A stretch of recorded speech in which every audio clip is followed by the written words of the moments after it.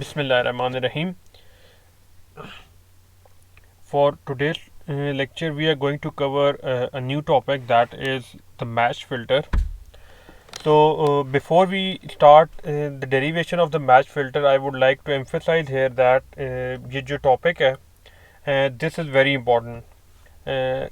Match filter receiver structure में एक बहुत इम्पॉर्टेंट रोल प्ले करता है, और कम्युनिकेशन के पर्सपेक्टिव से रिसीविंग फ़िल्टर अगर सही काम नहीं करेगा तो you will not be able to get the correct output at the receiver. तो इस पर्सपेक्टिव से मैच फ़िल्टर को आपने बड़ी डिटेल से गौर से समझना है. इसकी एक बड़ी आसान सी लेकिन थोड़ी लेंथी डेरिवेशन है. आज हम इस डेरिवेशन को पूरी तरह देखेंगे. ये डेरिवेशन बेसिकली बुक में मौजूद है. बर्नर्स क्लार में अगर आप देखें तो पूरा टॉपिक है मैच फ़िल्टर का विद ऑल द एक्सप्लेनेशन. सारी की सारी चीज़ बर्नर्स क्लार में मौजूद है, और ये बेसिकली लेक्चर भी वहीं से कॉपी किया है. But for the purpose of convenience, और हमें थोड़ा बेहतर समझ आ जाए, मैंने ये पूरी डेरिवेशन खुद हैंड रिटन की है, और जो लेक्चर में हम कंटिन्यू करेंगे वही हैंड रिटन की स्कैन कॉपी बेसिकली मैं यूज़ करूँगा इस पूरी डेरिवेशन को समझाने के लिए. So let's start with the topic. In the previous lecture, we worked on demodulator and detection process. तो इसमें हमने डिटेल में देखा था कि ये सारी की सारी चीज़ें किस तरह से काम करती हैं. Receive filter R of T से लेके हम आखिर तक आए थे. डिटेक्शन का प्रोसेस अभी भी हमारे पास एक है, वो पेंडिंग है. वो होपफुली हम ये जब फ़िल्टर वाला काम ख़त्म कर लेंगे तो we are going to work on the detection part again. So अगर मैं वापस फोकस करूँ डी मॉड्यूलेटर पे, तो फ्रीक्वेंसी डाउन कन्वर्जन ब्लॉक है, रिसीविंग फ़िल्टर है और इक्वलाइजेशन फ़िल्टर है. सो मैंने आपको शुरू में ये बताया था कि if we are working on the demodulation तो we can have this optional block, we can have this optional block. तो ये दोनों के दोनों ब्लॉक ऑप्शनल हैं, लेकिन जनरली हर रिसीवर स्ट्रक्चर में ये चीज़ें मौजूद होती हैं. तो अभी हम फ्रीक्वेंसी डाउन कन्वर्जन और इक्वलाइजेशन फ़िल्टर को साइड पे रखते हैं. एज्यूम हम ये करते हैं कि इक्वलाइजेशन फ़िल्टर भी काम कर रहा है. We do not need to know what's going on in there. Frequency down converter भी काम कर रहा है, उसका भी कोई मसला मसाइल नहीं है. अभी हमारी कोशिश ये है कि हमने रिसीविंग फ़िल्टर पढ़ना है.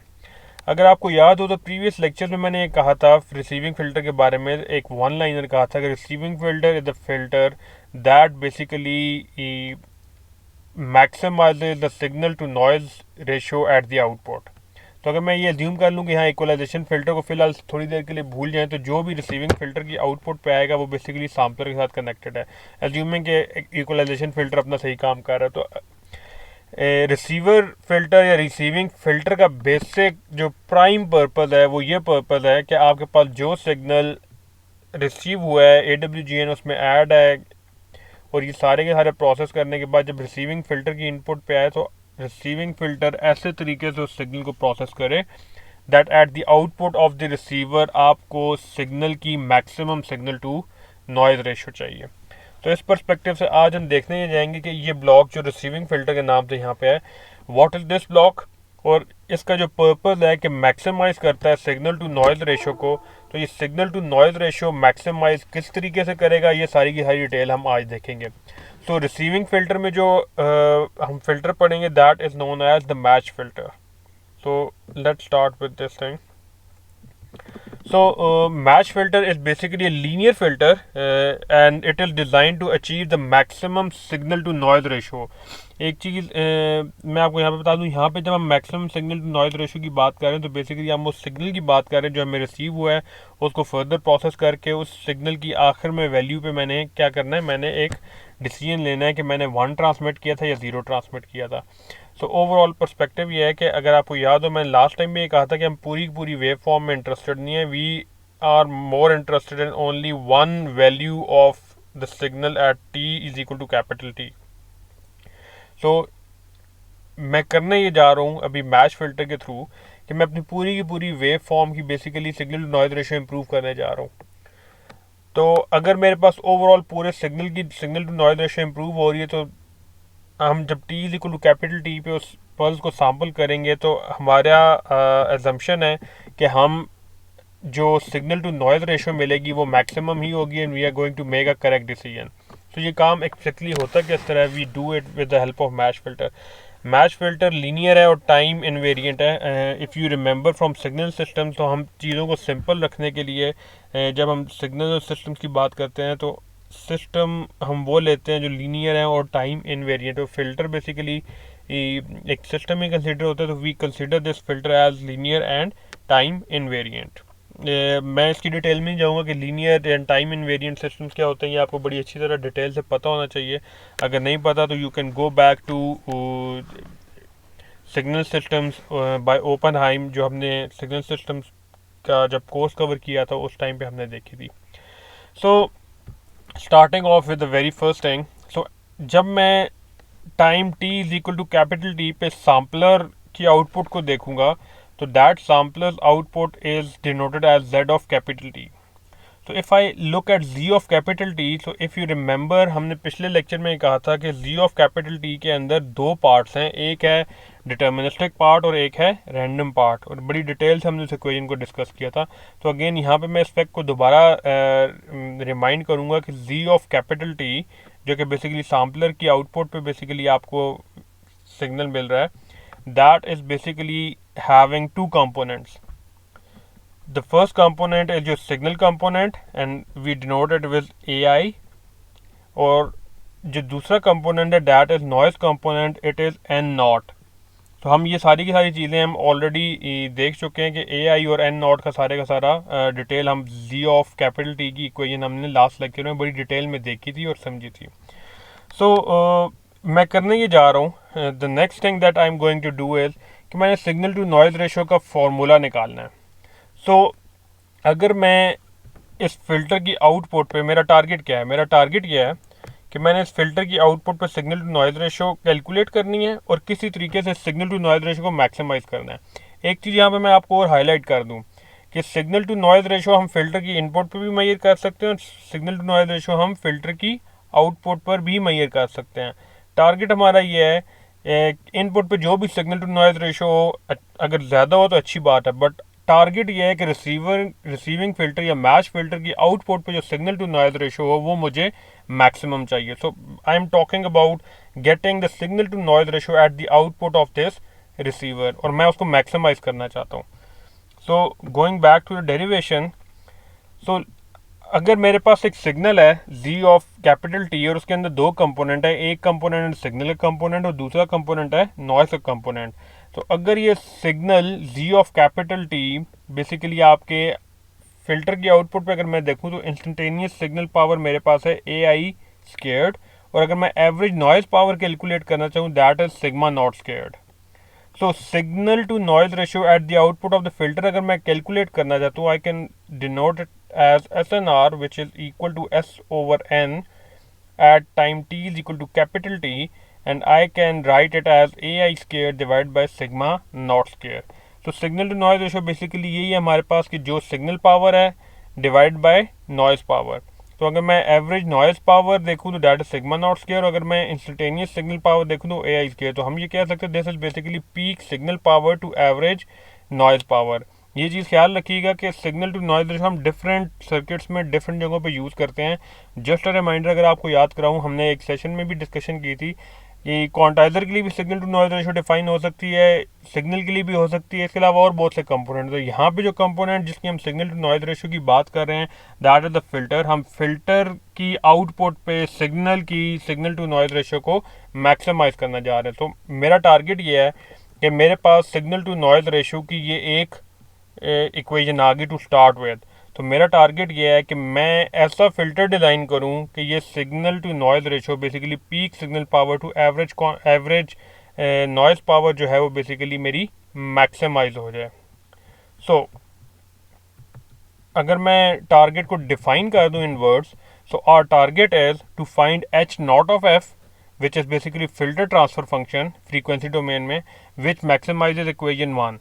नाउ अगर मैं h not of f find कर लेता हूँ तो मैं इन्वर्स फोरियर ट्रांसफॉर्म लगा के एच ऑफ टी निकाल सकता हूँ, विच मीन्स अगर मुझे फ़िल्टर ट्रांसफ़र फंक्शन पता चल जाए तो मैं फ़िल्टर का इम्पल्स रिस्पॉन्स निकाल सकता हूँ, क्योंकि दोनों चीज़ें पॉसिबल हैं। अगर मेरे पास फ़िल्टर का ट्रांसफ़र फंक्शन है तो मैं फ़िल्टर का इम्पल्स रिस्पॉन्स निकाल सकता हूँ, अगर मेरे पास फ़िल्टर का इम्पल्स रिस्पॉन्स है तो मैं उससे फ़िल्टर का ट्रांसफ़र फंक्शन निकाल सकता हूँ, क्योंकि हमारे पास एक बहुत हैंडी टूल है, that is the Fourier transform. तो फोरियर ट्रांसफॉर्म से आप डोमेन स्विच कर सकते हैं। तो यहाँ पे सिचुएशन ये है कि मैं h not of F calculate करूँगा, उस एच नॉट ऑफ एफ को इन्वर्स फोरियर ट्रांसफॉर्म लगा के वापस टाइम डोमेन में ले जाऊँगा, तो उसकी वजह से सिचुएशन ये होगी कि मुझे मेरा टारगेट अचीव हो जाएगा, that is that I have develop an optimum filter जो कि मेरे सिग्नल टू नॉइज रेशो को मैक्सिमाइज कर रहा है। सो अगेन वापस जाएंगे हम इक्वेशन नंबर 1 की तरफ। Let's call this equation 1। तो equation 1 is basic equation that is basically signal power divided by noise power. So अब मैंने करना ये है, what I am going to follow up now is कि मैं किसी तरह ए आई स्केयर जो कि सिग्नल की पीक पावर या सिग्नल की इंस्टेंटेनियस पावर है उसकी कोई एक्सप्रेशन निकाल लूँ। इसी तरह सिग्मा नॉट स्केयर का कोई एक्सप्रेशन निकाल के वैल्यूज प्लग इन करके सिग्नल टू नॉइज रेशो की एक थोड़ी बेहतर इक्वेशन निकाल लूँ, और उसके साथ फिर प्ले अराउंड करेंगे कि हम किस तरीके से उस इक्वेशन को ऑप्टिमाइज करके ऐसा ट्रांसफर फंक्शन निकाल सकते हैं जो कि सिग्नल टू नॉइज रेशो को मैक्सिमाइज करे। So we start off with a i. So अगर मुझे किसी तरह ए आई की वैल्यू पता चल जाए तो मैं उसको स्केयर करके a i square which means numerator की वैल्यू बड़ी आसानी से मैं कैलकुलेट कर सकता हूँ। तो अब ए आई को बेसिकली मैं मल्टीपल तरीक़ों से एक्सप्रेस कर सकता हूँ, बट मेरा टारगेट ये है कि मैंने फाइंड आउट करना है एच ऑफ एफ या एच नॉट ऑफ एफ। तो मैं एक काम करना चाहता हूँ कि if I express this A I in terms of H of F तो मेरे लिए बड़ा आसान हो जाएगा। इस इक्वेशन में मेरे पास एच ऑफ एफ आ जाएगा, और अगर एच ऑफ एफ मेरे पास आ गया तो उसको ऑप्टिमाइज करना कि वो एच ऑफ एफ की एक ऐसी वैल्यू हो जिस पर मुझे एस एन आर मैक्सिमम मिले तो मेरे लिए आसान हो जाएगा। तो इन प्रिंसिपल मैं इस एस एन आर को कपल करना चाहता हूँ ऐसी टर्म्स के साथ जिसके अंदर एच ऑफ एफ आ रहा हो। सो अगर मैं यहाँ पे देखूँ ओरिजिनली, सो अगर मेरे पास कोई सिग्नल है एस ऑफ टी, जो कि मेरे पास एस ऑफ टी था सिग्नल मेरे पास, और ये है मेरे पास एच ऑफ टी। अगर मेरे पास एक सिग्नल है और मैं उस सिग्नल को फिल्टर के थ्रू गुजारता हूँ तो टाइम डोमेन में जो प्रोसेस होगा that would be in convolution. So S of T convolve with H of T होगा। लेकिन अगर मैं इसको फोरियर ट्रांसफॉर्म करके फोरियर डोमेन में ले जाऊँ तो that would be multiplication between S of F into H of F, where S of F is basically Fourier transform of S of T and H of F is basically Fourier transform of H of T. तो इसका मतलब है कि अगर मेरे पास signal जो कि ए i of T है ये फिल्टर से गुजरेगा, तो अगर ये फिल्टर से गुजरेगा तो मेरे पास सिचुएशन ये होगी कि s of T convolve with H of t time domain में होगा, और फ्रीक्वेंसी डोमेन में मेरे पास s of f convolve with H of f होगा। तो what I can do is कि I can express a i of t equal to h of f multiply by s of f. ये basically आपकी multiplication in frequency domain हो रही है। और अगर मेरे पास ये सिग्नल फ्रीक्वेंसी डोमेन में है और मैं इसको कन्वर्ट करना चाहता हूँ टाइम डोमेन में, तो all I need to do is कि मैं उसका इन्वर्स फोरियर ट्रांसफॉर्म कैलकुलेट कर लूँ।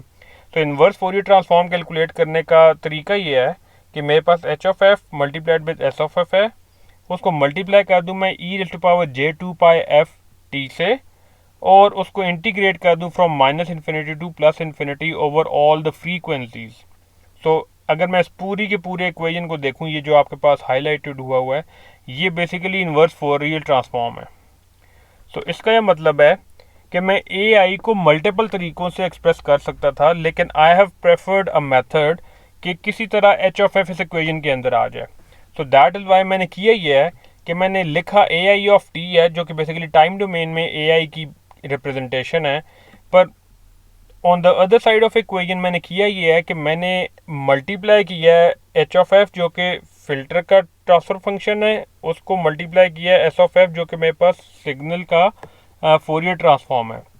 So H of F into s of F basically it will give me the signal in frequency domain. अब इस कम्युलेटिव सिग्नल को अगर मैंने वापस टाइम डोमेन में लेके जाना है तो मैं इन्वर्स फोरियर ट्रांसफॉर्म दूंगा, और इन्वर्स फोरियर ट्रांसफॉर्म के लिए बेसिकली हम करते ही हैं कि अपने सिग्नल को मल्टीप्लाई करते हैं E raise to power J two pi F T से, और उसको इंटीग्रेट कर लेते हैं from minus infinity to plus infinity, जबकि इंटीग्रेशन परफॉर्म की जाती है ओवर द फ्रीक्वेंसी।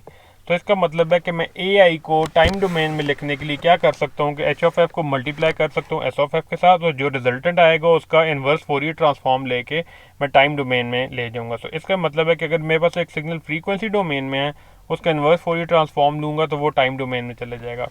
तो इस परस्पेक्टिव से ए आई की वैल्यू मेरे पास आ गई है। A i can be written as the integral from minus infinity to plus infinity over all the frequencies, और उसके अंदर जो h of F into s of f है बेसिकली मल्टीप्लिकेशन है फ्रीक्वेंसी डोमेन की, और ई पावर जे two pi F t जो है वो बेसिकली इनवर्स फोरियर ट्रांसफॉर्म के फॉर्मूले की वजह से आ रहा है। सो मेरा टारगेट ये था कि मैंने ए आई की वैल्यू निकालनी है ताकि मैं ए आई की वैल्यू पुट करके ए आई स्केयर निकाल लूँ, और मुझे सिग्मा नॉट स्केयर की वैल्यू भी चाहिए, तो मेरा मसला हल हो जाएगा। So moving ahead with this, so let's say कि मेरे पास अब न्यूमिनेटर तो मेरे पास आ गया है, ए आई की वैल्यू मेरे पास आ गई है। अब मेरा फोकस है कि मुझे किसी तरह सिग्मा नॉट की या सिग्मा नॉट स्केयर की वैल्यू मिल जाए। सो अब जो हम नेक्स्ट कंटिन्यू करने जा रहे हैं डेरिवेशन को, it is basically nothing but finding the value of sigma not square.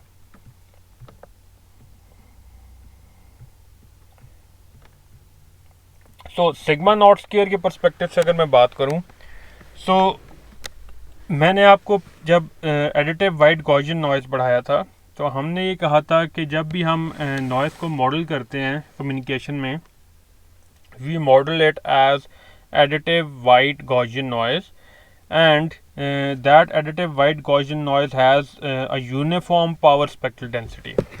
अब उसके बाद आई डोंट नो आप लोगों ने उसको डिटेल में और देखा या नहीं देखा, लेकिन जनरली हम जब भी एडिटिव वाइट गॉसियन नॉइज़ की बात करते हैं तो हम पावर स्पेक्ट्रल डेंसिटी भी डिफाइन करते हैं। और power spectral density, just to give you a reminder, आपको मैं पहले भी बता चुका हूँ बट दोबारा बताऊंगा, power spectral density is basically a quantity और a parameter that tells us the distribution of power of certain signal on the frequencies, कि मेरे पास पूरे सिग्नल की पावर डिफरेंट फ्रीक्वेंसी में किस तरह से डिस्ट्रीब्यूट हुई है। तो इसका मतलब है कि power spectral density basically shows the density of the power over all the frequencies. So if we talk about additive white Gaussian noise, then literature says that an experiments have proved that जब भी हम additive white Gaussian noise की बात करते हैं तो उसकी power spectral density अगर हम टू साइडेड ले रहे हैं तो that would be N not by two. तो आप लोगों के लिए क्वेश्चन है जो कि आपने फाइंड आउट करना है कि अगर मेरे पास एडिटिव वाइट गॉसियन नॉइज़ है और उसकी double sided power spectral density जो है वो एन नॉट बाई टू है, तो उसकी single sided power spectral density कितनी होगी? You have to find it out yourself. So अगर मैं वापस डायग्राम पे जाऊं एक दफ़ा फिर,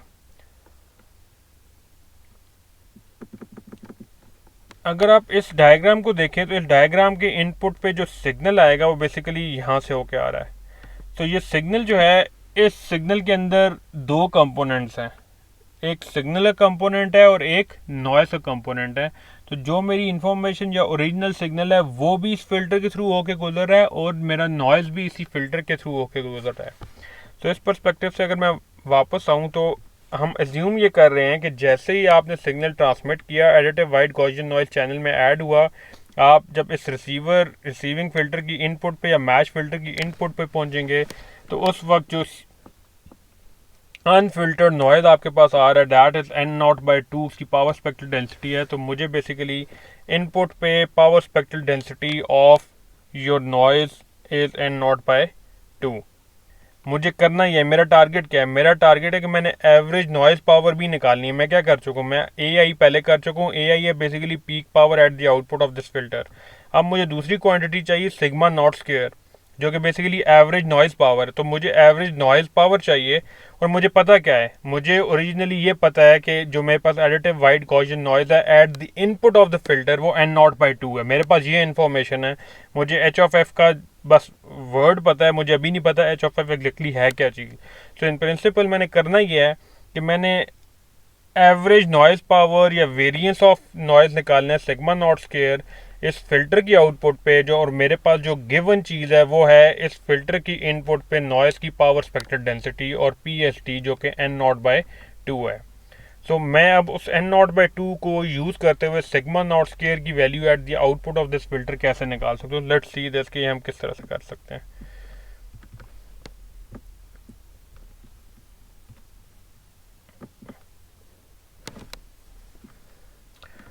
सो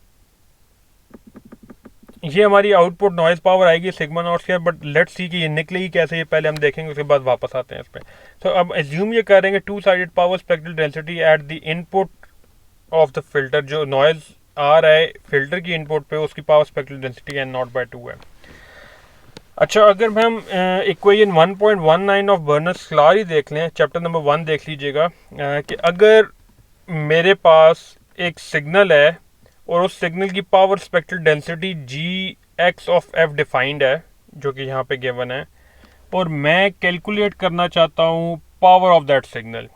सो सिंप्लीफाई अगर मैं इसको करूँ कि मेरे पास अगर किसी भी सिग्नल की पावर स्पेक्ट्रल डेंसिटी है और मुझे उस सिग्नल की टोटल पावर चाहिए, तो what I can do is कि मैं पावर स्पेक्ट्रल डेंसिटी का जो फंक्शन ऑफ फ्रीक्वेंसी है उसको अगर इंटीग्रेट कर दूं from minus infinity to plus infinity over all the frequencies, तो that would be the total power of the signal, जो मेरे सिग्नल की पावर है।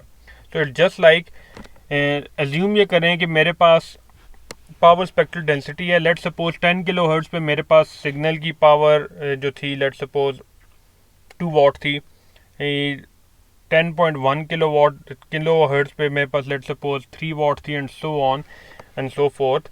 तो बेसिकली करना मैं ये चाह रहा हूँ कि मैं पावर स्पेक्ट्रल डेंसिटी जो कि बेसिकली मुझे बता रही है कि हर फ्रीक्वेंसी पे कितनी पावर मौजूद है मेरे सिग्नल की, मैंने उस पावर स्पेक्ट्रल डेंसिटी से अगर निकालनी है total power of the signal, तो मुझे सिर्फ एक सिंपल सा काम करना होगा कि हर फ्रीक्वेंसी पे जो पावर की वैल्यूज़ को नोट करता जाऊँ और आखिर में जाके सबको ऐड कर दूँ। तो इट जस्ट लाइक कि मैं हर फ्रीक्वेंसी पे वैल्यू चेक कर रहा हूँ पावर की, कि मेरे पास हर फ्रीक्वेंसी पावर की वैल्यू क्या है और उसको मैं ऐड करता जा रहा हूँ। और चूंकि मेरे पास ये कॉन्टीन्यूस सिग्नल है तो हम कॉन्टीन्यूस सिग्नल में समेशन नहीं यूज़ करते, बेसिकली इंटीग्रेशन यूज़ करते हैं। सो अगर मैं वापस आऊँ अपने पॉइंट पे, तो मैं करना ये चाह रहा हूँ कि एक सिग्नल जिसकी पावर स्पेक्ट्रल डेंसिटी मुझे पता है that is G X of F, और मुझे चाहिए उस सिग्नल की पावर पी ऑफ एक्स। तो all I should do is कि मैं उस पूरे सिग्नल को सारी फ्रीक्वेंसीज पे इंटीग्रेट कर दूँ from minus infinity to plus infinity. तो इससे होगा ये कि हर फ्रीक्वेंसी पे जो भी पावर की वैल्यू है, पावर स्पेक्ट्रल डेंसिटी की बेसिकली वैल्यू है, तो आप जब सारी की सारी वैल्यूज़ को ऐड कर देंगे तो it is basically equivalent to the total power of your signal. तो इसका मतलब है कि अगर मुझे किसी तरह पावर स्पेक्ट्रल डेंसिटी पता चल जाए तो मैं उससे पावर निकाल सकता हूँ। और अगर आपको मैं रिमाइंड करवाऊँ तो मैंने यही कहा था कि मुझे फिल्टर की इनपुट पे सिर्फ एक पैरामीटर पता है, वो है नॉइज़ की पावर स्पेक्ट्रल डेंसिटी, और वो भी डबल साइडेड, और उसकी वैल्यू है एन नॉट बाय 2। तो अब करना ये है हमने कि हमने इस इक्वेशन 1.19 को यूज़ करना है, बट इक्वेशन 1.19 सोली हमारा पर्पस सॉल्व नहीं करेगी। उसकी वजह यह है कि अभी जो पावर है, मैं अगर इनपुट पे जो मुझे पावर स्पेक्ट्रल डेंसिटी पता है वो फिल्टर की इनपुट पे है, जो कि जी एक्स ऑफ एफ कह सकते हैं आप उसको, और अगर मैं उससे पावर निकालूंगा तो ये पावर बेसिकली मिलेगी फिल्टर की इनपुट पे। और चूंकि हम नॉइज सिग्नल की बात करें तो एज्यूम ये कर रहा हूँ कि अगर मैं जी एक्स ऑफ एफ की जगह एन नॉट बाई 2 पुट कर दूँ और उसको सारी फ्रीक्वेंसीज पे इंटीग्रेट कर दूँ, तो ये जो मुझे पावर मिलेगी ये नॉइज़ की पावर होगी, लेकिन ये नॉइज़ की पावर जो है फिल्टर की इनपुट पे है। अगर मैं आपको दोबारा रिमाइंड करवाऊँ, जो कि मैं पहले भी कह चुका हूँ इसी लेक्चर में, कि मुझे नॉइज़ की वैल्यू चाहिए फिल्टर की आउटपुट पे, इनपुट पे नहीं चाहिए मुझे। सो फिल्टर की आउटपुट ये जो अगर वैल्यू निकलेगी भी तो ये फिल्टर की इनपुट पे होगी। तो मुझे कोई ऐसा फॉर्मूला, कोई ऐसी इक्वेशन, कोई ऐसी चीज़ चाहिए जिसकी बेसिस पे मैं फिल्टर की आउटपुट पे ये पावर निकाल सकूं। तो उसके लिए हम यूज़ करेंगे बर्नर्स-क्लार्क की इक्वेशन 1.53, अगेन चैप्टर नंबर 1 है, and this equation says that gy of f is equal to gx of f into h of f magnitude squared. Gx of f is basically input power spectral density है, gy of f is output power spectral density. So situation ये है कि अगर आपके पास कोई filter है h of f और आपको पता है उसकी इनपुट पे जो पावर स्पेक्ट्रल डेंसिटी है सिग्नल की वो आपको पता है, और आपका टारगेट ये है कि आपने उस फिल्टर की आउटपुट पे पावर स्पेक्ट्रल डेंसिटी कैलकुलेट करनी है, तो आप ये फॉर्मूला यूज़ कर सकते हैं. इसका मतलब ये है कि अगर मेरे पास एक सिग्नल है जी एक्स ऑफ एफ फिल्टर की इनपुट पे और मुझे फिल्टर का ट्रांसफर फंक्शन पता है, तो मैं कैलकुलेट कर सकता हूँ फिल्टर की आउटपुट पे power spectral density. So gy of f is the power spectral density at the output of the filter, which is equivalent to power spectral density of the filter at the input multiplied by magnitude response of h of f, which is basically the filter transfer function. तो filter transfer function के magnitude को square करें, उसको multiply कर दें आप अपने gx of f से, तो आपको आउटपुट पे जो भी पावर स्पेक्ट्रल डेंसिटी है वो मिल जाएगी. तो अब अगर मैं यहाँ पे 1 मिनट के लिए रुकूँ और मैं ये देखूँ मैं इन दो इक्वेशन को कैसे यूज़ करूँगा. मुझे क्या पता है, मुझे नॉइज़, अब आप हर चीज़ को नॉइज़ के पर्सपेक्टिव से देखें. अगर मुझे पता है नॉइज़ की पावर स्पेक्ट्रल डेंसिटी जो कि ये फॉर एग्जांपल ये अगर इसकी वैल्यू मुझे पता है जो कि n नॉट बाई 2 है, तो अगर मैं जी एक्स ऑफ एफ की जगह n नॉट बाई 2 पुट कर दूंगा और उसको मल्टीप्लाई कर दूँ h ऑफ एफ के मैग्नीट्यूड स्क्वायर से, तो मुझे उस फिल्टर की आउटपुट पे पावर स्पेक्ट्रल डेंसिटी पता चल जाएगी. तो इसका मतलब है कि इनपुट की पावर स्पेक्ट्रल डेंसिटी मुझे पता है, मुझे फिल्टर का ट्रांसफर फंक्शन पता है, तो मैं आउटपुट पे पावर स्पेक्ट्रल डेंसिटी कैलकुलेट कर सकता हूँ. तो वंस मेरे पास ये पावर स्पेक्ट्रल डेंसिटी आ गई, इस पावर स्पेक्ट्रल डेंसिटी को उठा के मैं इस फॉर्मूला अप्लाई, ये वाला फॉर्मूला अप्लाई करूँगा आउटपुट वाली पावर स्पेक्ट्रल डेंसिटी पे. तो अगर मैं यहाँ पे जी वाई ऑफ एफ को उठा के यहाँ इस फॉर्मूले में पुट करूँ और डी ऑफ एफ के पर्सपेक्टिव से इंटीग्रेट कर दूँ from minus infinity to plus infinity, तो बेसिकली मुझे क्या मिलेगा, पी वाई, जो कि पावर स्पेक्ट्रल डेंसिटी है at the output of the, जो कि पावर है at the output of the filter. So यहाँ पे एक दफ़ा मैं फिर रुकता हूँ क्योंकि थोड़ी सी कंफ्यूजिंग चीज़ है, रिपीट करता हूँ इसको. मैं वापस इक्वेशन की तरफ जाऊँ, अगर सॉरी डायग्राम की तरफ अगर जाऊँ, तो मेरे पास ये डायग्राम है. ये मैच फिल्टर रिसीवर फिल्टर की जगह यूज़ होगा. बेसिकली मुझे चाहिए ये कि मुझे आउटपुट पे नॉइज़ की एवरेज पावर चाहिए, लेकिन मसला ये है कि मुझे आउटपुट के पैरामीटर्स अभी तक पता नहीं है. मुझे जो सिर्फ चीज़ पता है वो ये कि इस फिल्टर की इनपुट पे जो एडिटिव वाइड गॉसियन नॉइज़ है उसकी power spectral density double sided जो गिवन है मेरे पास वो n नॉट बाई 2 मुझे पता है. तो अब इसी एक पैरामीटर को यूज़ करते हुए मुझे इसकी आउटपुट नॉइज़ पावर कैलकुलेट करनी है एवरेज, ताकि मैं सिग्नल नॉइज़ रेशो के फॉर्मूले में सिग्मा नॉट स्क्वायर की वैल्यू पुट कर सकूँ. सो उसके लिए मैंने किया ये कि मैंने दो इक्वेशंस देखी. एक है इक्वेशन 1.19 और एक है इक्वेशन 1.53. इक्वेशन 1.19 ये कहती है कि अगर आपके पास कोई भी सिग्नल है और आप उसकी पावर कैलकुलेट करना चाहते हैं और आपको सिर्फ उसकी पावर स्पेक्ट्रल डेंसिटी पता है, तो पावर कैलकुलेट करने के लिए आप उस पावर स्पेक्ट्रल डेंसिटी को over all frequency from minus infinity to plus infinity integrate करेंगे, तो आपके पास जो रिजल्टेंट वैल्यू आएगी वो उस पूरे के पूरे सिग्नल की पावर होगी. पहली चीज़.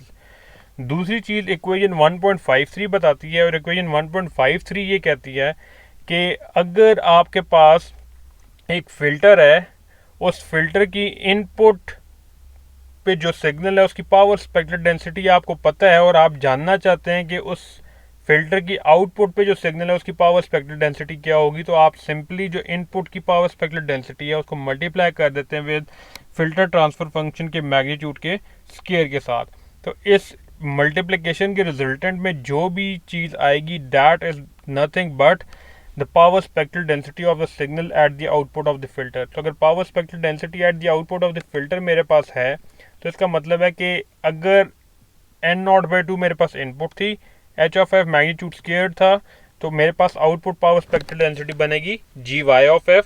और अगर मैं इस आउटपुट पावर स्पेक्ट्रल डेंसिटी को इंटीग्रेट कर दूं from minus infinity to plus infinity, तो मेरे पास सिग्नल की जो आउटपुट पे पावर है वो बेसिकली मुझे मिल जाएगी. तो यहाँ पे चूँकि हमारे पास सिग्नल मतलब इस पर्सपेक्टिव सारी डिस्कशन में हम देख रहे थे बेसिकली नॉइज़ अंडर कंसिडरेशन है, तो इसका मतलब है अगर मुझे नॉइज़ की इनपुट पावर स्पेक्ट्रल डेंसिटी पता है, मुझे एच ऑफ एफ पता है, तो मैं एच ऑफ एफ स्क्वायर को इस n नॉट बाई 2 से मल्टीप्लाई करूँगा, तो मेरे पास फिल्टर की आउटपुट पे पी एस टी आ जाएगी. इस पी एच डी को अगर मैं इंटीग्रेट कर दूंगा from minus infinity to plus infinity, तो मेरे पास आउटपुट जो फिल्टर की आउटपुट है उस पर मुझे मिल जाएगी नॉइज़ की पावर। तो अगर मैं वापस आऊँ, इनफैक्ट थोड़ा सा ये देख लेते हैं।